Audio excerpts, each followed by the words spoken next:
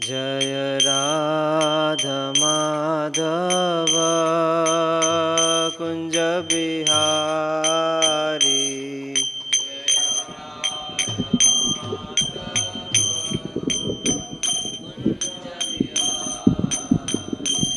जय राधा माधव कुंज बिहारी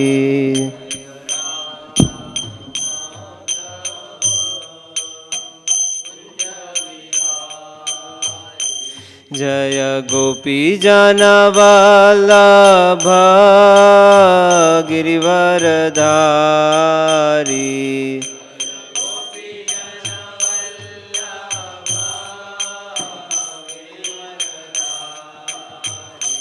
जय गोपी जन वल्लभ गिरिवरधारी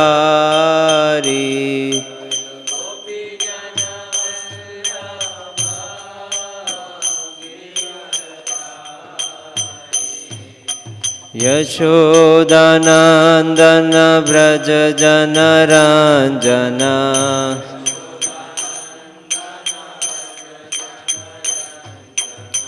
यशोदानंदन व्रज जनरंजन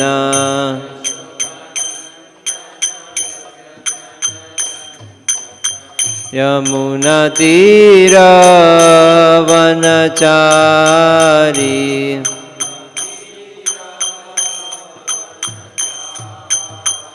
यमुना तीरवनचारी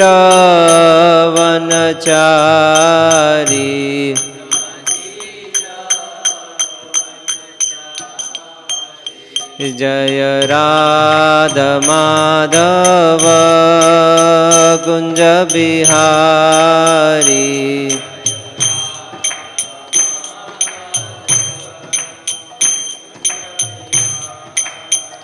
जय राधा माधव कुंज बिहारी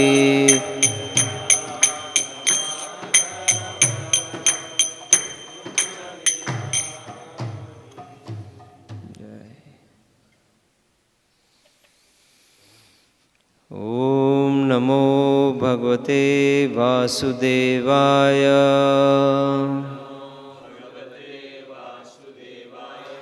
ओम नमो भगवते वासुदेवाय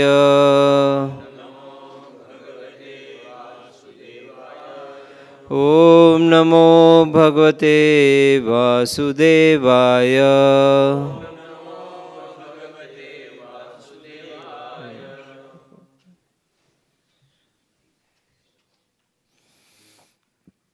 Reading from Srimad Bhagavatam, Canto 1, Chapter 14, Text number 31.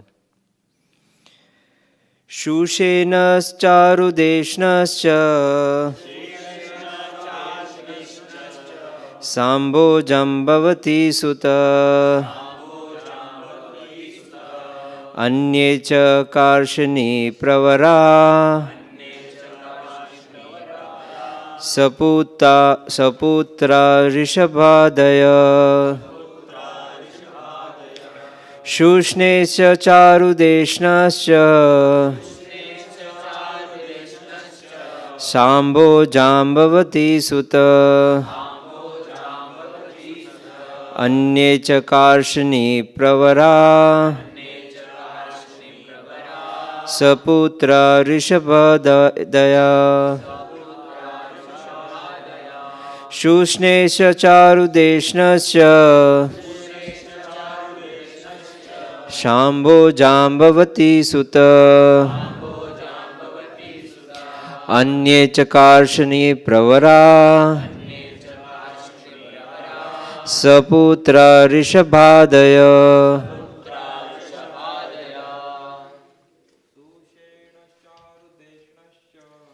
सुषेणश्चारुदेष्णश्च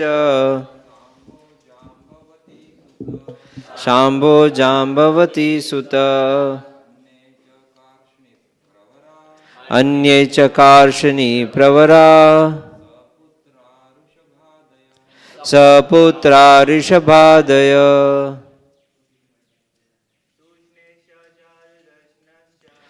suṣeṇaś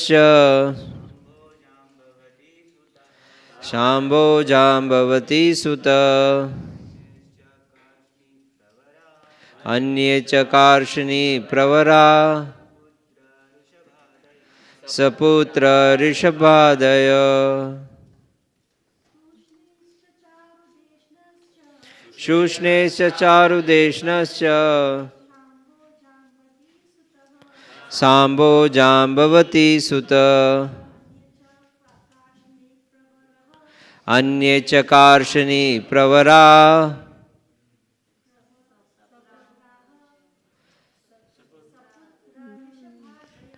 saputrā ṛṣabhādayaḥ suṣeṇaś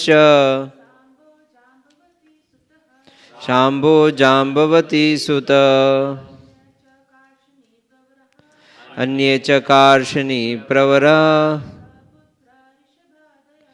saputrā ṛṣabhādayaḥ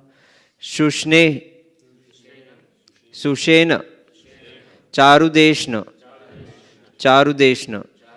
cha and sāmbo jāmbavatī-sutaḥ the son of Jāmbavatī, anye others, cha also, kārṣṇi the sons of Lord Krishna, pravarāḥ all chieftains, saputrā along with their sons, ṛṣabhādayaḥ, etc. Translation and purport by His Divine Grace A.C. Bhaktivedanta Swami Srila Prabhupada. Jai Srila Prabhupada. Translation. Are all the chieftain sons of Lord Krishna, such as Suṣeṇaś, kārudeṣṇaś, Sāmbo, the son of Jāmbavatī, and Ṛṣabha, along with their sons, all doing well? Purport. As already mentioned, Lord Krishna married 16,108 wives, and each of them had 10 sons. Therefore, 16,108 into 10 is equal to 1,61,080 sons. They all grew up, and each of them had as many sons as their father, and the whole aggregate was something near 16,10,800 family members of the Lord. The Lord is Father of all living beings, who are countless in number. Therefore, only a few of them are called to associate with the Lord in His transcendental pastimes as the Lord of Dwarka on this earth. It is not astonishing that the Lord maintained a visible family consisting of so many members. It is better to refrain from comparing the Lord's position to ours, and it becomes a simple truth as soon as we understand at least a partial calculation of the Lord's transcendental position. King Yudhishthir, while inquiring about the Lord's sons and grandsons at Dwarka, mentioned only the chieftains among them, for it was impossible for him to remember all the names of the Lord's family members. Om Ajnanatimirandasya Jnananjana-shalakaya Chakshurunmilitam Yena Tasmai Shri Guruve Namaha.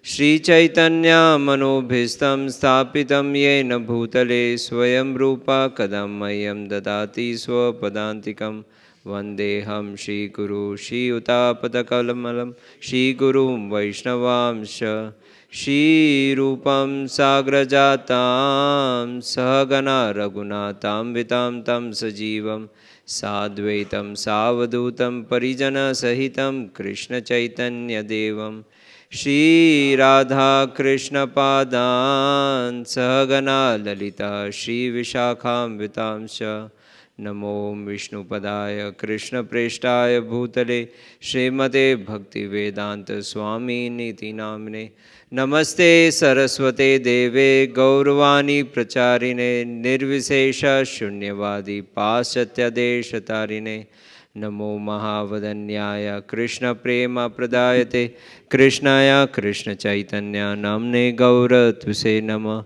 He Krishna Karuna Sindhu Dinabandhu Jagatpate Gopesha Gopika Kanta Radha Kanta Namostute Tapta Kanchana Gaurangi Radhe Vrindavaneshwari Vrishabhanu Sute Devi Pranamami Hari Priye Vancha Kalpatarubhyasya Kripa Sindhubhya eva cha Patitanam Pavanebhyo Vaishnavebhyo Namo Namah Jai Shri Krishna Chaitanya Prabhu Nityananda Shri Advaita Gadadhar Shrivasadi Gaur Bhakta Vrinda Hare Krishna Krishna Krishna Hare Hare Hare Rama Rama Rama Hare Hare.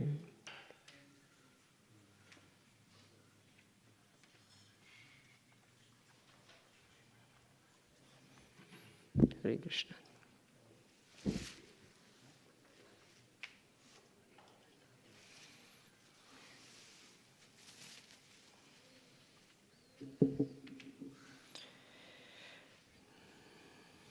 Thank you for giving me an opportunity to speak.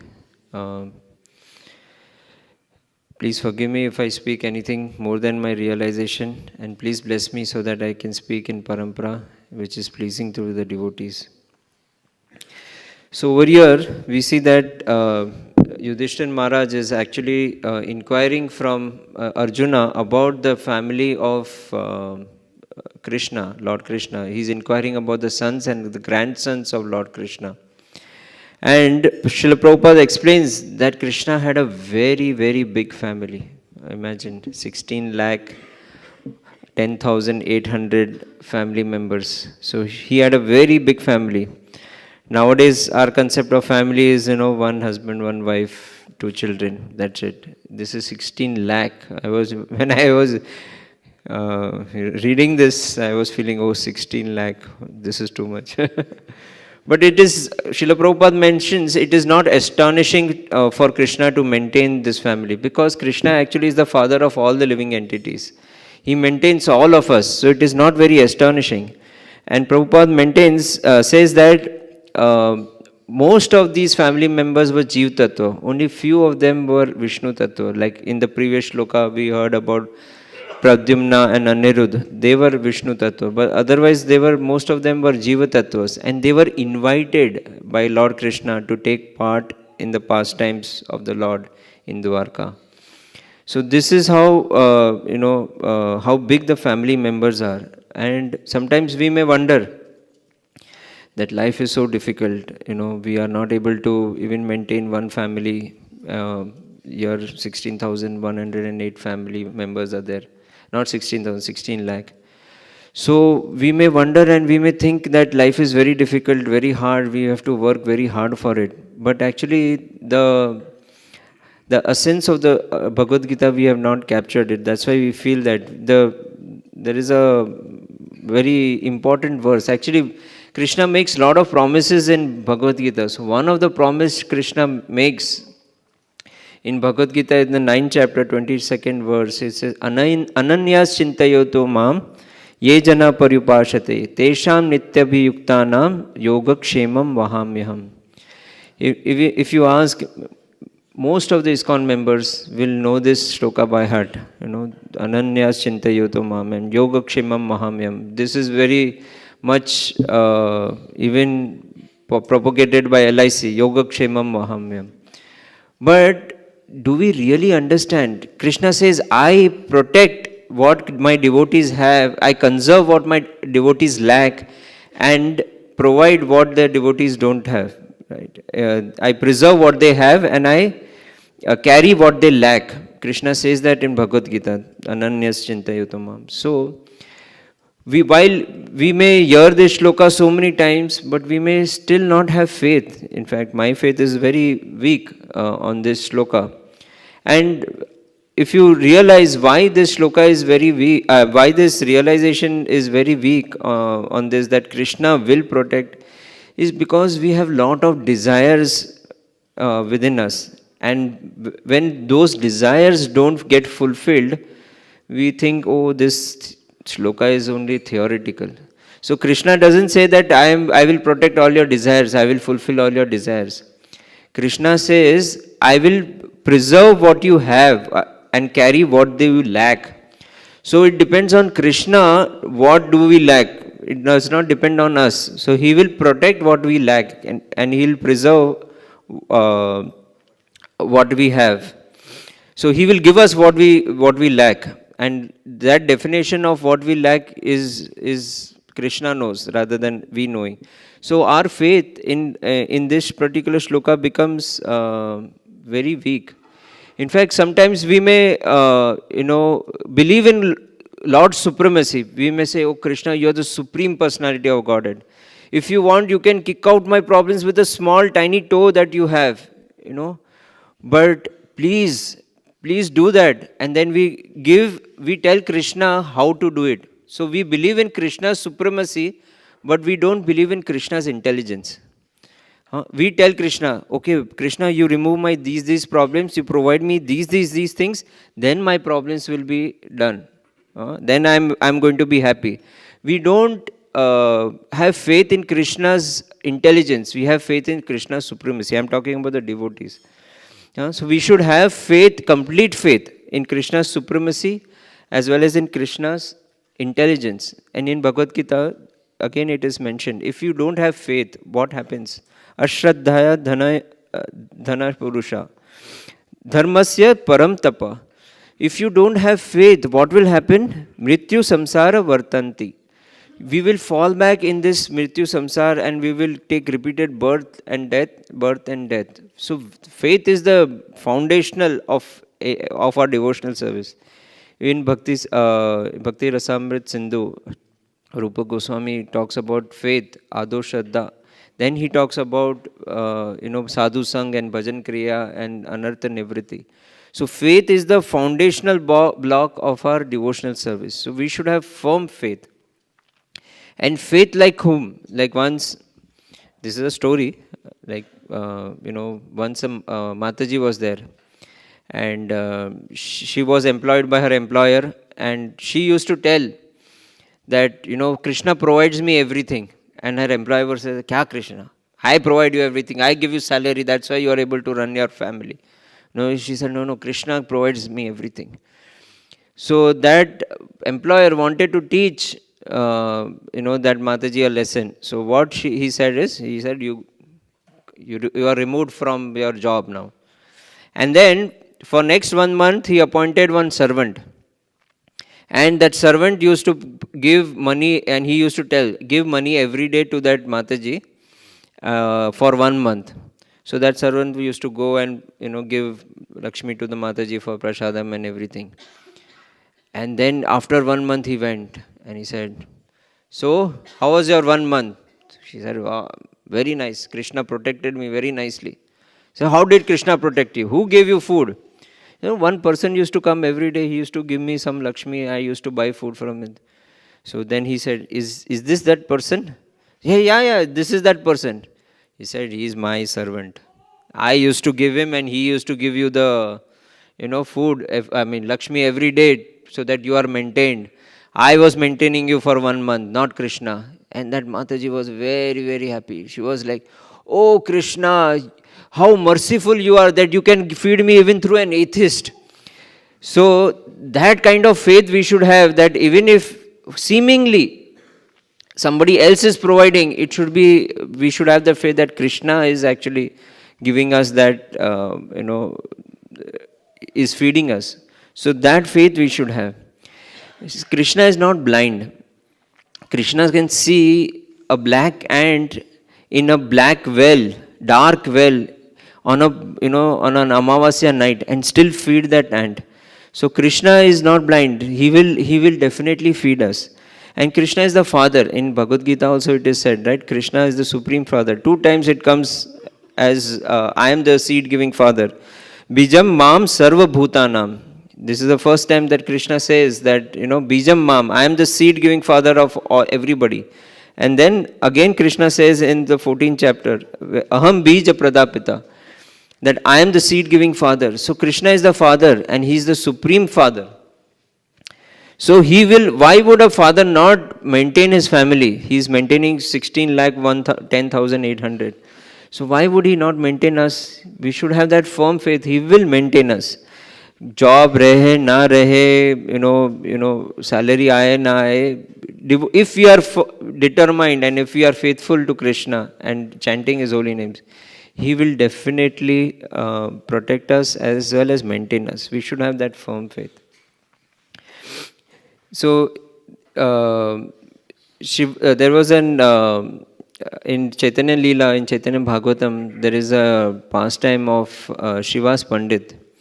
So Chaitanya Mahaprabhu tells Shiva's Pandit that I never see you, working, going for work. You don't go to the fields. You are not even employed by anybody. How do you maintain your family? So Shiva's Pandit just answered in a very different way. He just said, and he said, what does it mean? 3 times you have clapped. He says, I don't need anything. I have full faith in Krishna's protection that he will maintain me. So Chaitanya Mahaprabhu asked, what does the clap mean? He said, 3 times if I clap and Krishna does not give me food, then I will drown myself. I will put a bucket around my neck and drown myself in Ganga river and die. And Chaitanya Mahaprabhu was astonished to see his faith that within 3 claps Krishna will give him food. So he said, even if Chaitanya Mahaprabhu blessed Shiva's Pandit, he said, even in worst case, even if Lakshmi ji, the goddess of fortune, becomes poverty stricken, but poverty will not enter your house.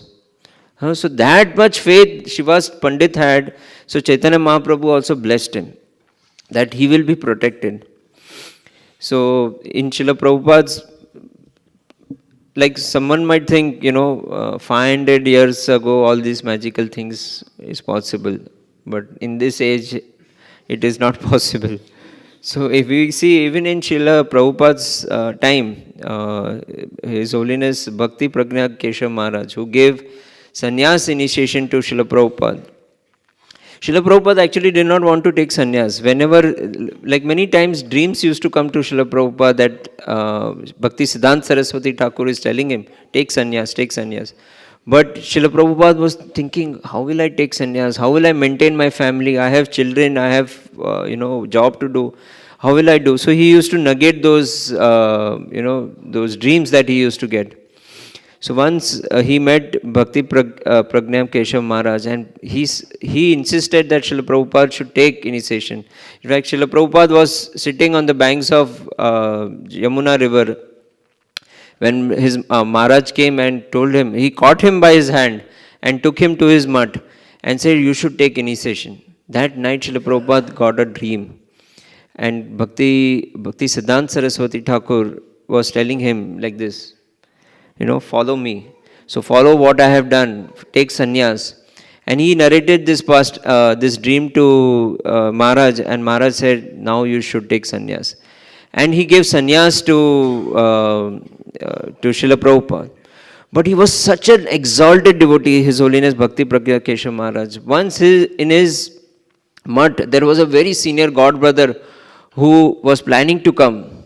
And he didn't have anything to feed him and welcome him. He wanted to welcome him in a grand way, and he did not have anything to welcome him in a grand way. So he sent his disciples saying that please do some preaching and collect some Lakshmi.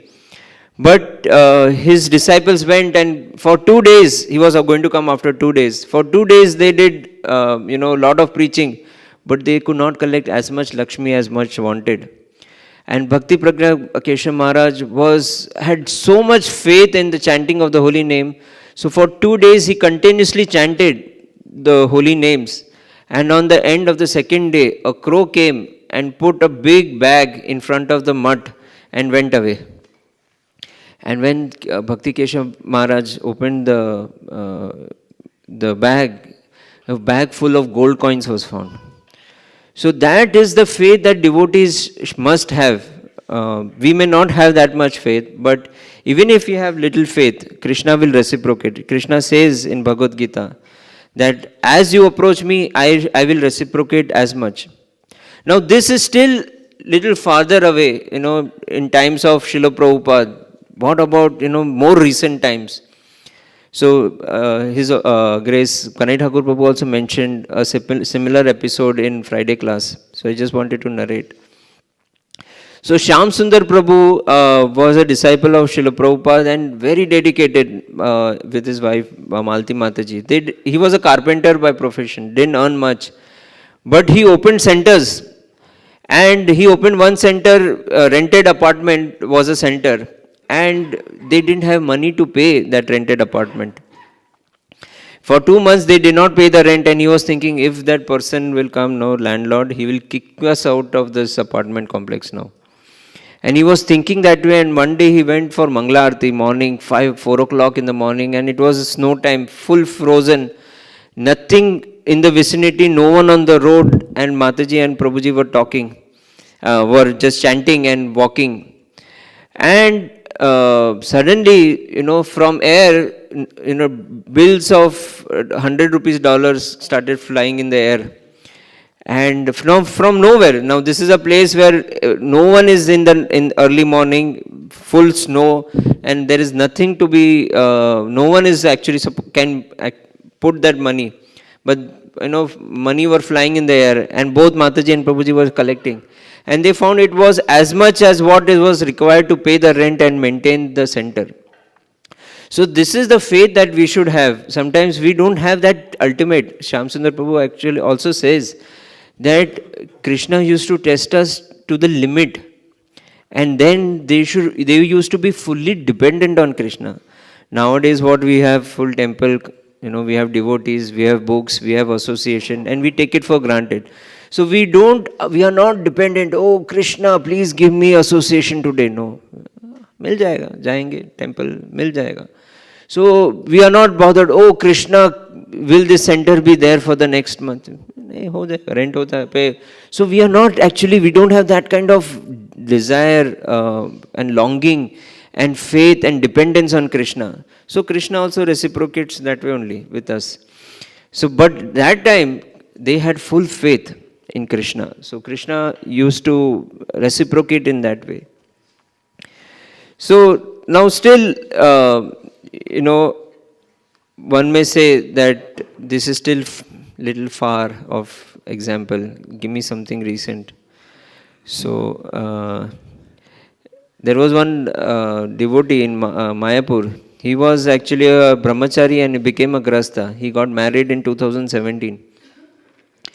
And his Guru Maharaj asked him to go and preach in Cambodia.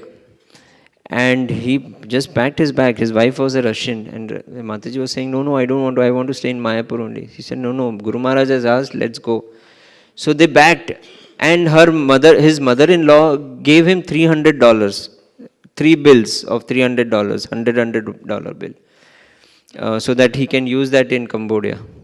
So while they were packing in Mayapur, they were vacating from the house, so they were cleaning the house, and they had kept this $300 in the kitchen, and they were packing. Just before the flight that night, also they were cleaning the house, everything. In that hurry-burry, they just packed everything, dumped it into the garbage, and went away. And when they reached the airport, they found that they had to pay some extra money, and when they were looking for those $300, it was not there. And then they realized that they threw those $300 along the garbage.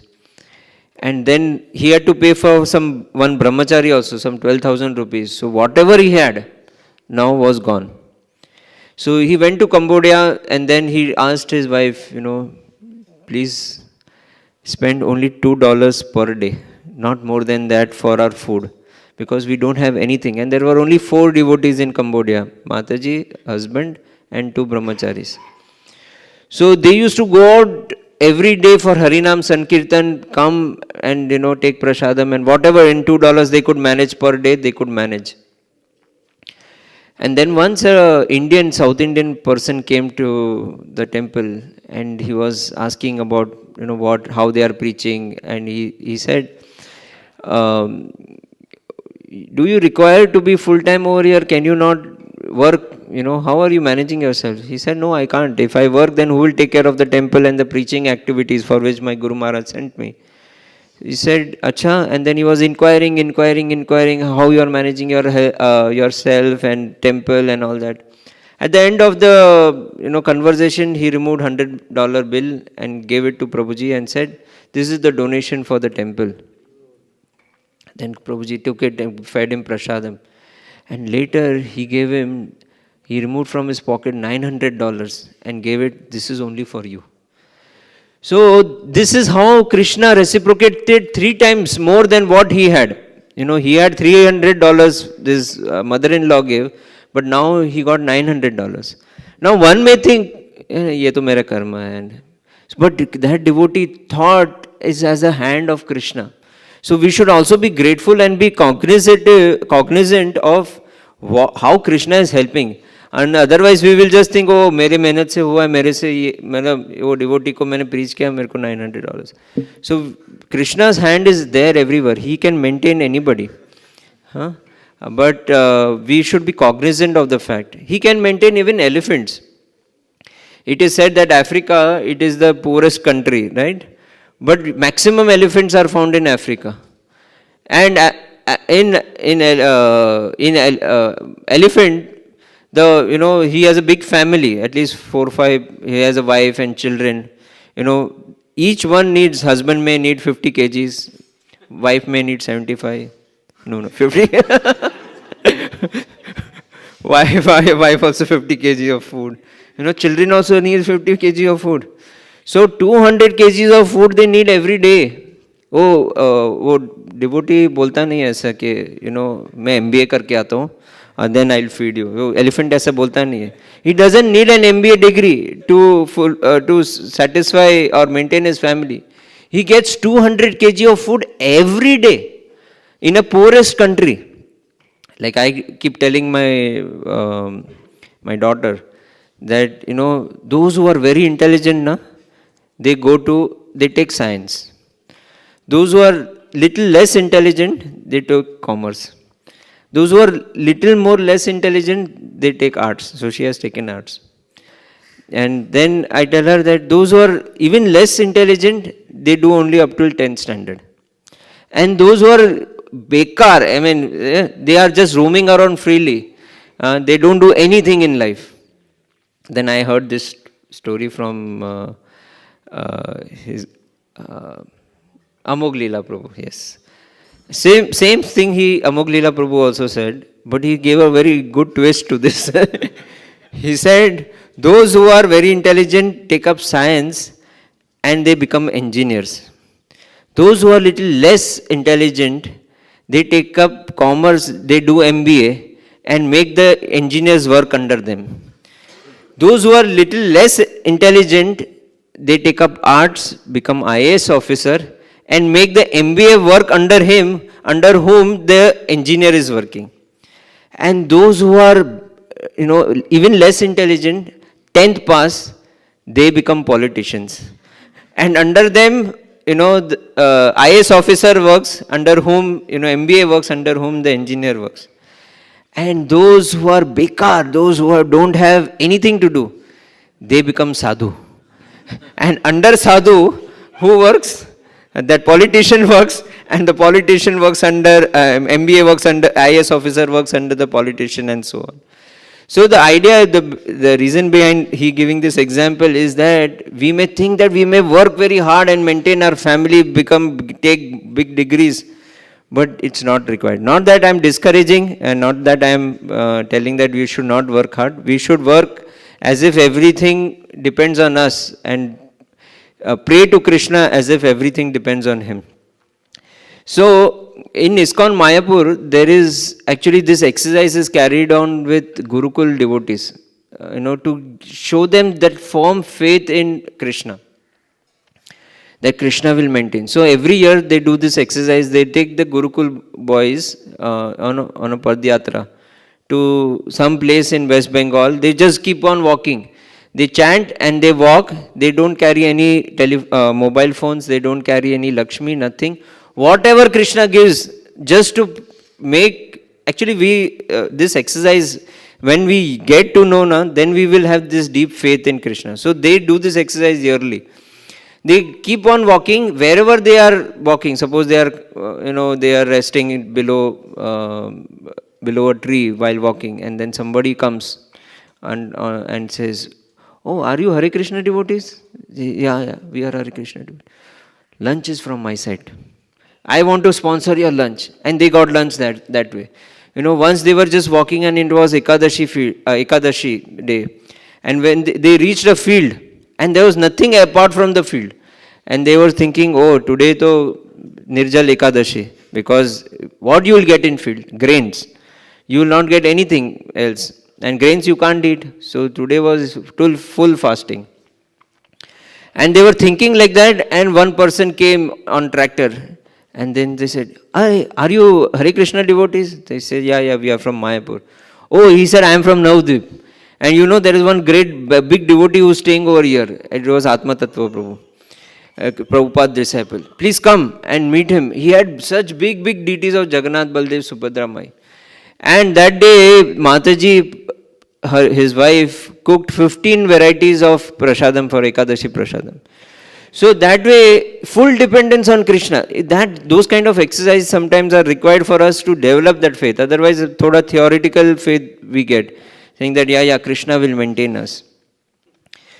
So even Sridhar Swami, he was a devotee of Lord Krishna, and he was always contemplating that I want to renounce my world. He had married and he had his wife also. And he wanted to leave and renounce the entire world, but his wife was pregnant. So he thought, once she delivers the child, I will renounce the world and take sannyas. So that time his wife delivered, and after delivery his wife died. And the baby was there, and the wife's body was lying over there, and he was thinking, what should I do? My wife delivered, but she is dead. Now the baby is alone. Who will maintain the baby? Kaun maintain karega isko? I am supposed to do my duty. I will maintain him. He was thinking like that. He was contemplating what to do. And suddenly a lizard fell from the top of the roof. A small baby lizard, just born baby lizard, fell down. And as soon as it fell down, and it saw some fly flying, and it removed its tongue and took that fly inside its mouth and ate it. And that struck Sridhar Swami. He said, a newly born lizard, God has made arrangement for him to live, maintain him. Why will God not maintain my child? So with that thought, immediately he left and he took sannyas. And after 25 years, he came back to the same village. And he was inquiring from the villagers, what happened? Everything okay? The villagers said, oh, we are very well protected by a very young sadhu. He's 25 years of age. And then he inquired more. And he said, that young sadhu, when he was born, his mother died and father went away. And then we, did the last rites of the mother, and we sent the child to Gurukul. And he has become a staunch devotee and a very strong devotee, and he is protecting us in this village. So this is how Krishna actually maintains and protects. We may think that Krishna is maintaining us, but these are examples, some of the examples where we can really understand how Krishna protects us, maintains us actually. Protection is a different pastime, but maintains is also very important. So similar episode happens in Kurukshetra war also, where just before the Mahabharata war, when Arjuna and Krishna are talking on the battlefield, there is a small nest in the battlefield, and there are sparrows in that. And the sparrow is thinking, oh, now the war is going to happen. My little children who are just born will die. And she was pleading to Krishna, and Krishna was just noticing it. And then the war started, and Krishna asked Arjuna, go and shoot an arrow on that elephant, and don't shoot it on the elephant, shoot it on the bell of the elephant. And he shot the arrow on the bell of the elephant, and the bell actually fell down and it covered the nest. And they were protected for 18 days. And after 18 days, when Ashwatthama was going, he actually accidentally hit that belt, and the bell came out, and these chickens, as small birds, came out from the unhurt. So this is how Krishna protects, but we should have complete faith on Krishna. So this is, I thought Prabhuji had given, Ashray Gopal Prabhu had told me that you should speak on Shaligram and Tulsi Viva also. So we will take some 5-10 minutes and we'll speak on that and Nimbak Acharya. So today is Tulsi and Shaligram Viva. Some celebrate it even on Ekadashi day. There are different people who believe that it happened on Ekadashi day. Some believe that it happened today. But in one of the pastimes that I heard, it was said that the preparation started from Ekadashi, like all those 4 days of celebration, and today was the marriage that happened. So Tulsi Devi is very, very important in our sampradaya or in any sampradaya. Tulsi Devi, her actual form is Vrinda Devi in the spiritual world, where she is consort of Radharani. And she makes arrangements for nice pastimes of Srimati Radharani and Krishna. She makes sure that the breeze is blowing in the right temperature, the wind is also blowing, the temperature of the wind is nice, the trees are bending in a proper way. All those arrangements she nicely makes in the spiritual world. And in Vaikuntha planet, she incarnates as Tulsi Devi. And in the material world also, she is incarnated as Tulsi Maharani. So there is a story behind it. But Tulsi Maharani is very, very auspicious. So in Krishna Leela, when Vrinda Devi had descended, she descended as one of the very close, intimate friends of Radharani. And she used to make so nice arrangements of pastimes of Krishna and Radharani, that once Srimati Radharani made her sit with Krishna on a swing. And Lalita and Vishaka started actually, chanting mantras as if they are getting married. So that was the pastime that Vrinda Devi and Krishna got married. So what happens is Tulsi Devi, in her earlier incarnation, she had descended on the planet Earth, and she performed tapasya for 60,000 years. And Lord Vishnu was very pleased by her tapasya. And Lord Vishnu blessed that this place is going to be so potent that anyone performs a little tap also, he gets great benefit. And that place was Vrindavan. So that's the name. Vrindavan came from the name Vrinda Devi, who had come down and was doing tapasya. In her later incarnations, she came as the daughter of, I think, Kushadeep. I forgot the name. So she came as the daughter of a great king, and she married Jalandhara. So Jalandhara was the son of ocean, and he was born out of the churning of the ocean. And Jalandhara, when he got married to Tulsi Devi, just before that, Tulsi Maharani was performing very great austerities, and she wanted Vishnu as his husband. And Lord Brahmaji came actually, and he said, already your destiny is made. This life you will not be able to marry Lord Vishnu. Your destiny has been made to marry somebody else. But next life, for sure, your tapasya has been so powerful that you are eligible to marry Lord Vishnu. So he gives them that benediction. And she marries Jalandhara. And Jalandhara was a very powerful king. And because of the chastity of Tulsi Maharani, of Tulsi Devi, he was able to conquer any of the enemies that are there. He was even able to conquer the demigods and Lord Shiva. So Lord Shiva and all the demigods went to Lord Vishnu and said, this is a problem. Because of the chastity of Tulsi Devi, we are not able to defeat Jalandhara. We are not able to kill him. and he's creating havoc.